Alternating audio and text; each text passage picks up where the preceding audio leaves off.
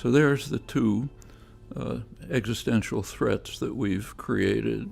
In the case of nuclear war, maybe wipe us out. In the case of environmental catastrophe, severe impact.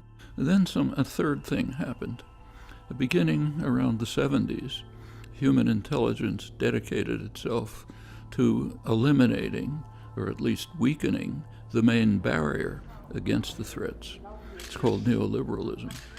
If you ask yourself there was a transition at that period from the period of what some people call regimented capitalism, 50s and 60s, the great growth period, egalitarian growth, a lot of advances in social justice and so on. That changed in the 70s and with the onset of the neoliberal era that we've been living in since. We deregulated the airlines, we deregulated the trucking industry, we deregulated financial institutions, we decontrolled oil and natural gas prices, and we negotiated lower trade barriers throughout the world to get rid of needless and burdensome federal regulations, which benefit nobody and which harm all of us. And if you ask yourself what this era is, its crucial principle is undermining mechanisms of social solidarity and mutual support and popular engagement in determining policy. It's not called that. What's called is freedom. I'm not in favor of fairness. I'm in favor of freedom. And freedom is not fairness. Fairness means somebody has to decide what's fair. But freedom means subordination to the decisions of concentrated, unaccountable private power. That's what it means. The institutions of governance or other kinds of association that could allow people to participate in decision-making, those are systematically weakened.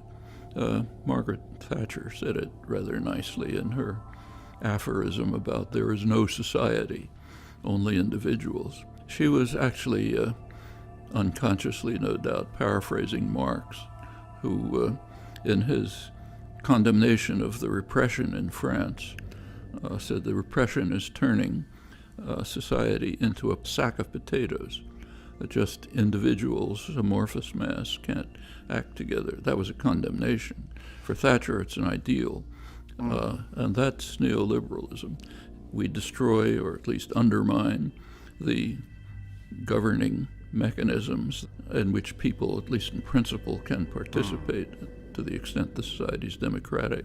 So weaken them, undermine unions, other forms of association, leave a sack of potatoes, and meanwhile transfer decisions to unaccountable private power, all in the rhetoric of freedom.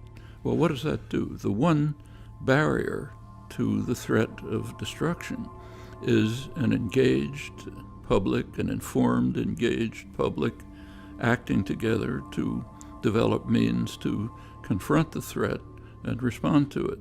And that's systematically weakened for people to become more passive and apathetic and not to disturb things too much. And that's what the neoliberal programs do. So put it all together, and what do you have? A perfect storm.